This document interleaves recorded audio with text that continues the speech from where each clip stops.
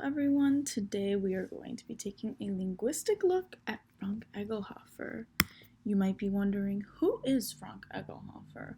Well, he is the eccentric wedding planner from the 1991 film Father of the Bride, in which Steve Martin plays a distressed father who discovers his daughter is getting married. Franck Egglehoffer is played by Martin Short, and he is characterized as a flamboyant man with a quirky fictional accent. To show you just how quirky this accent is, we're going to watch a little clip. Master and Mrs. Banks and the lovely bride. Hello. Hello.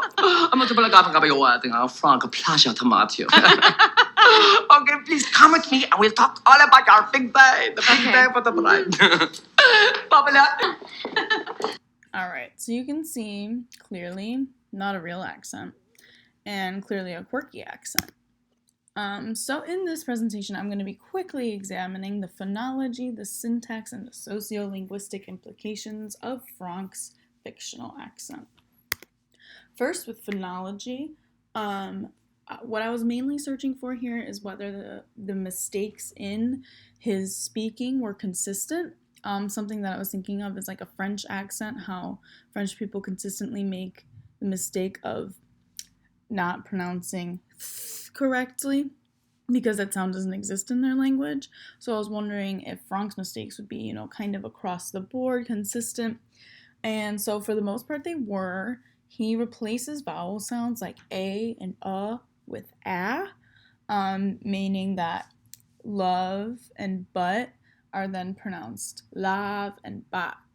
And at the end of this, we're going to watch a little clip that kind of contains all these sounds just to listen for them. So lav and bat. And then he also drops the E sound off of the ends of words, such as worry and very, making them wor and ver. And then he also drops the plurals off of the ends of words consistently. So months and gives becomes month and give. So we're going to go back to that little clip and just listen for month and give, lav and bat, and were and ver. And they should all be in this little clip. Oh, sit down. On my own design. I designed that very nice, I think. Now, so you have not made up your list yet, but you know that you want the wedding at home on January 6th, right? Yeah. Excuse me? Yes, we would. We would like a wedding at home on January the 6th. I love the weddings at homes. They're very personable, very warm, because very fabulous. Oh, so January 6th, give us 7 months. Hello, that's 5 months. 5 months, not much. Okay, so that contained most of those. So you can see an example of those. So we're also going to be looking at syntax, and what I was wondering here is Franck's accent follows a lot of standard English rules of syntax, and I was wondering, does this mean that the accent is less convincing, in a sense, realistic, because it follows standard English rules?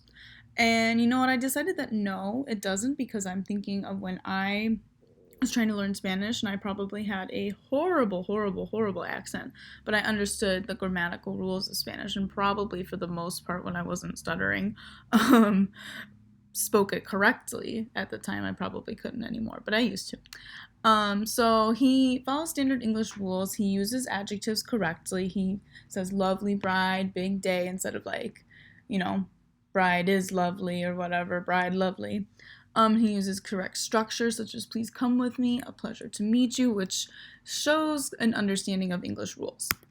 However, he does have some syntax errors, which includes his usage of determiners. He either has too few or too many, such as saying very lovely bride instead of a very lovely bride or the lovely bride.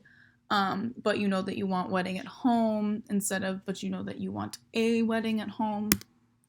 And then too many determiners such as I love the weddings at the homes instead of I love weddings at homes. Way too many. And so I think this syntax error is actually really clever and strategic in that it contributes to an overall choppy sound created by a fictional accent and allows the listener feel as though they're listening to someone who doesn't totally speak English but they can still understand them because the determiners don't butcher the meaning of the sentence.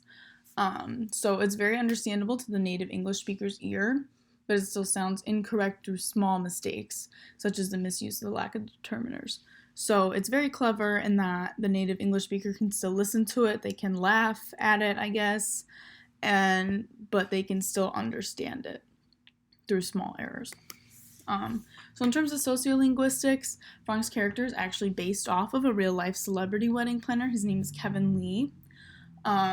They have remarkable similarities, including an accent, an eccentric wardrobe, and flamboyant mannerisms. We're going to look at a little clip of Kevin Lee just so you understand what I'm talking about.